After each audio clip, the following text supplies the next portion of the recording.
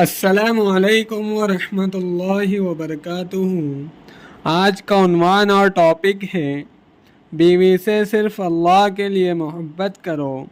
ارشاد فرمایا کہ دوستو، اگر بیوی شکل و صورت میں اچھی نہیں ہے پھر بھی اس سے محبت سے پیش آؤ، کیونکہ آسمان سے ہمارا مالک ہمیں دیکھ رہا ہے کہ میرا بندہ میرے خاطر بیوی سے اچھے اخلاق سے پیش آ رہا ہے، مگر جو حسن کی وجہ سے، دولت کی وجہ سے اچھے اخلاق سے پیش آ رہا ہے، اس کے اخلاق میں کمی ہے، وہ اللہ تعالیٰ کے لیے محبت نہیں کر رہا، وہ تو مجبور محبت ہے۔